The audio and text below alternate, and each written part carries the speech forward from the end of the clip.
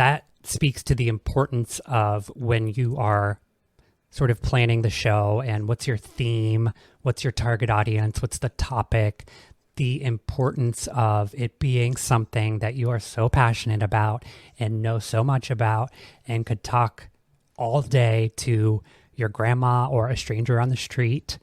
Welcome to Unplugged, the tech podcast for digital entrepreneurs. I am one of your hosts, Brooke, the founder of the Sober Biz Collective. Hey, podcasters. My name's Nate Kelly, best-selling author and founder of Podcast Revolution Studios. If you're looking for tech, tools, and tips on how to utilize podcasting for your business, you're in the right spot. Let's get unplugged.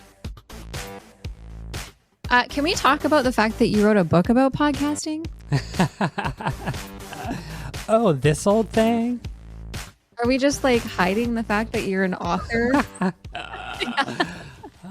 It's hot in here. Hold on. That's kept secret. Yes.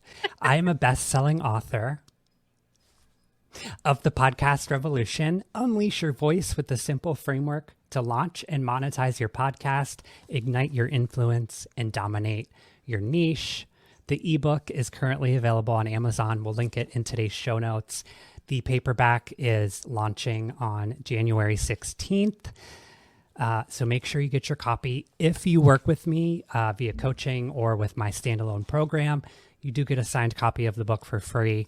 But I think more importantly, it is a resource that is helping young entrepreneurs and podcasters, much like we're doing here and with our Facebook group, just kind of get their footing and understand the process and the work that's going to go into it. And, you know, that's a little bit of my own journey. It's a lot of podcast tech and recommendations.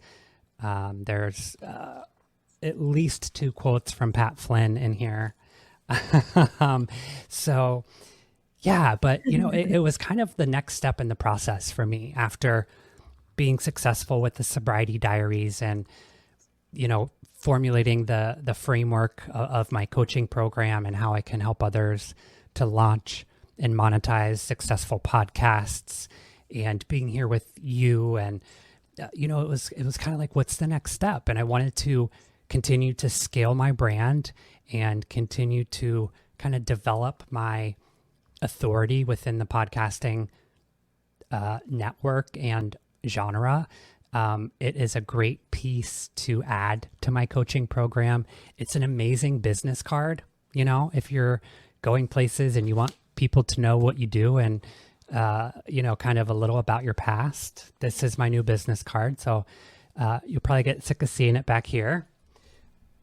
But yeah, it was a natural progression and part of scaling my brand, which I think is important to kind of consider. And, you know, if you're planning on using a podcast as part of a larger business or part of a larger brand, and scaling is something, you know, that you're interested in, whether it's now or in the future, I think having, you know, either digital products or ebooks or something to accompany the content that you're putting out is important. And that's what the Podcast Revolution did for me.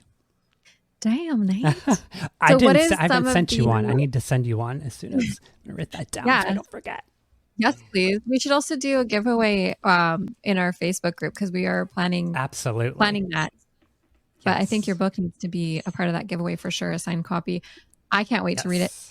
What are some of the juicy insider tips that one would find in your book? Ooh.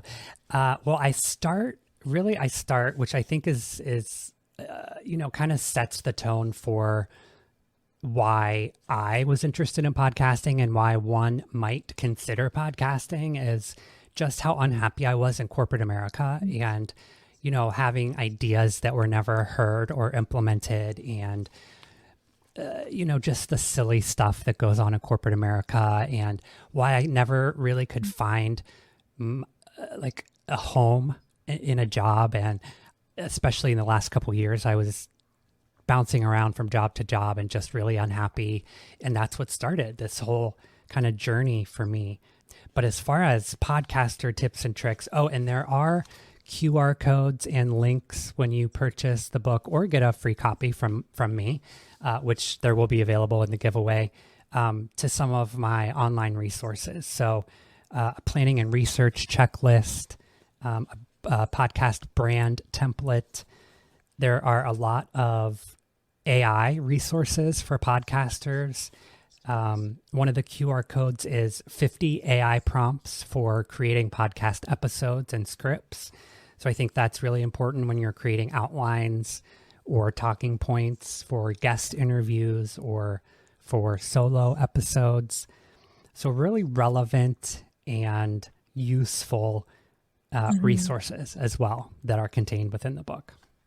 Incredible. I think that's got to be a whole episode is using AI. So much easier for us, like one man, one woman, one anything shows. There's just so much more we can do now because of AI. Absolutely. And I've heard this sort of negative light being shed on using AI for content creation or podcasting or scripting. And I think it's important to keep in mind that, AI is great for helping to create an outline or create a interview structure or to help with, coming up with episode names or whatnot. But podcasting, at the heart of it, there's still that human connection. You still have to be able to connect with your guest and, have a educated and kind of knowledge filled conversation. It's great for kind of creating the outline or the structure, but you do have to be able to insert your own human connection into your show as well. So keep that in mind. I actually think that's why podcasting is going to be the new frontier, because blogging has been around for a really, really long time. People love it, but that really can be completely AI generated. I mean, so can podcasting ish in a way, because there's now audio AI and everything. Right. But we talked about this in a previous episode, but being prepared and then putting your preparation to the side and being present in your podcast is what's important and what really brings out like a great show. So when me and Nate were talking about sitting down for this episode, he just sent me like, oh, should we talk about this today? And it's like, yeah, let's talk about that. We have an idea, a theme for the show, but what we've actually got out of this episode and out of this session has been completely different. Right. Still following the theme, but we let it kind of organically kind of evolve and share what needs to be shared. And some really amazing stuff comes out of that. I think that speaks to the importance of when you are sort of planning the show and what's your theme, what's your target audience, what's the topic, the importance of it being something that you are so passionate about and know so much about and could talk all day to your grandma or a stranger on the street, where the importance of that comes in. Because to Brooke's point, I sent you a text with three bullet points on it, and we've gone on now for over an hour talking about really important content and resources for new podcasters. I think, having that passion about your content and your theme or topic, is super important as well. So part of the 5-day challenge is picking your theme, and that's day 1. So when you're joining the Facebook group and you want to get involved, and we talk about like how to pick that theme for your first episode. And so one thing that literally came to me out of nowhere, it was a divine download. The people you want to serve, the problems you want to solve. And then there was a third P that I'm blanking on right now. People, problems, passions. What are you passionate about? What can you talk about forever? Like Nate just said, right? So we Venn diagram this little thing. We got the people, the problems, whatever overlaps there, that's what you monetize, right? You're solving a problem for these people, monetize that. You've got your people and your passions. you want to, or sorry, that's on the side. People and passions, whatever overlaps there, that's the service you want to do in the world. So if you're creating free content online and stuff like that's a brilliant kind of sweet spot for that, right? And then you have your passions and problems that you solve. Those are amazing hobbies and also great space to find content to create online, right? And then everywhere that overlaps on all three categories, that's where you want to create your podcast, right? So you have things you can talk about forever that solve a problem for people. It's freaking magic. It's magic. That's genius. I have it made up. It's going to be in the workbook that you'll get when you join the 5-day challenge. Yeah. Yeah. And it's just like a really great way to start generating ideas for when you want to create content online. What kind of things you want your clients to pay for versus what are you going to give away for free? Like, it's just a really cool way to just map that all out. That's great. Yeah. And you know, knowing that ideal listener as well, to your point, answering those problems or those pain points that they have. If you have an existing audience, or once you start to generate a bit of traction with your podcast or your Facebook group, I think the importance of like a survey or trying to generate feedback in some way is super important so that you can ensure that you are delivering, you know, those problems that they need solved or those pain points that need relieved, and no greater way, you know, than getting it straight from the source. I think that's so important. There's a lot of times we think we know the problem people are having when it comes to whatever it is we're doing as a digital entrepreneur. And 9 times out of 10, it's something completely different. Like, I started my business wanting to help people launch, people in recovery launch as an entrepreneur, get their businesses online, start websites and stuff. And what I found was a lot of the actual problems my clients were having was like how to use Canva, and that a lot of them just wanted to know how to make their Canva stuff look pretty. You know what I mean? So it created this like new avenue of things I didn't even think of. Like, I just took for granted that everybody knows how to use Canva. It's so easy, blah, blah, blah, because I had been using Adobe Suite before that. So I'm like, this is the cakewalk, and anybody can do this. A piece of cake. Yeah. They couldn't. Yeah. So then I started doing some like Canva coaching and stuff with my clients and showing them how to, you know, why some things look good to us and why they don't. I think a lot of people can look at an ad or look at a graphic and just know instinctively, oh, this is well designed, or oh, this isn't. But not a lot of people know why. And so being able to break that down and tell them like, well, you need more space so people don't feel so claustrophobic when they're looking at this image, and like learning about things like the golden ratio and stuff like that can really elevate a design instantly, right?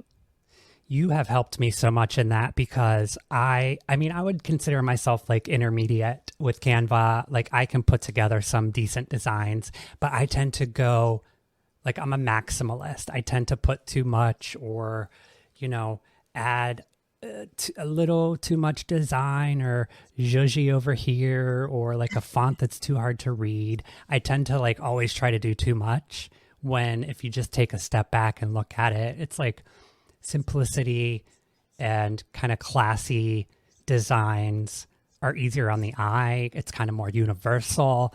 But I think, man, you've really nailed it. Oh my gosh. Well, thank you. I think there's just like these tiny little tweaks we could make when it comes to creating graphics. I mean, this could be a whole episode. Maybe we should just start episode 3 or 4 right now.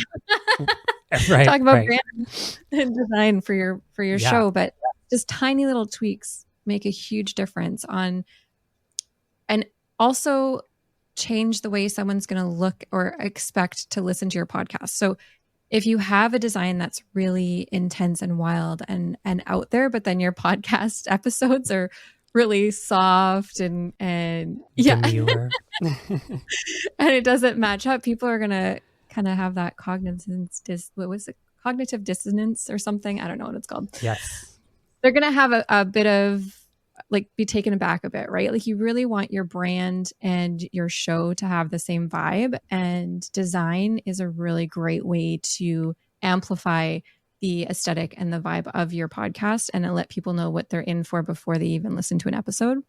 I feel like your website, if you go to soberbizco.com or podcastnate.com, I think they perfectly suit our personalities and our businesses. And I mean, granted, it's your own website and mine that we've worked together on several projects before, but yeah, I think those two websites speak to exactly what you're saying as being representative of the content, the show, the person, and there's not that like detachment from what you're actually creating to how people are perceiving it or viewing it online. Yeah, what's so funny about that is I find like my online personality can be really out there, and I often make like comedy content and things like that. And then I meet people in person and I'm a lot more reserved in person because I'm like, I'm the same. Yeah. Exhausted from sure. Mumming all day. And, you kind of give your best self to your content sometimes. And so people are expecting me to be like out there and everything. And I'm just like, I need a moment to rev up here and like get into this social situation. So what I'm trying to say is don't create that effect with your podcast. Like try and match who you are online and in your shows with what you're putting out there design wise. Well said. Or people are going to meet you online and expect you to be this like wild character and you're just like a scientist or something that's very matter of fact. A church mouse. Nate, you also got some new equipment here. I did. I would love to hear about it. I got to see a little sneak peek of a review, but tell me everything. So I think in episode 1, we both talked about our love for the Elgato low profile boom arm. And, I came into getting this new boom arm that InnoGear was kind enough to send over for a review with an open mind, but knowing that it was going to be hard to top the Elgato. And I can say that the Elgato boom arm is still my number 1, but I think this is a really great option for a starter or maybe a kind of lower budget. It's a bit cheaper than the Elgato. I think it's $26.99 at the time of this recording, US on Amazon. I feel like some of these spring-loaded boom arms, I always struggle moving it, and I don't like to look like I'm struggling, on camera. And I don't know if you can, but I can faintly hear the springs kind of pulling when I'm adjusting it. And it's just not as smooth as the Elgato. And, I also prefer, like if you look at Brooke and I's microphone, if you're watching the video, I prefer to have my microphone lower and kind of speak over it to avoid any plosives. And I feel like this is hard to, kind of get in the exact spot if you're doing a video podcast, because there's the interaction with the camera and trying to avoid plosives and just a lot going into it that makes it more difficult. And I think a boom arm should make it easier to position your microphone. So I will say a couple positives. There's a really cool kind of cable management channel that runs up here that you tuck your cords into and kind of slide the cover off. That's a plus. The clamp that you use for your desk is user-friendly, or for anyone that may have difficulty, like being with dexterity issues or strength issues. Some come with those tiny little things to screw on.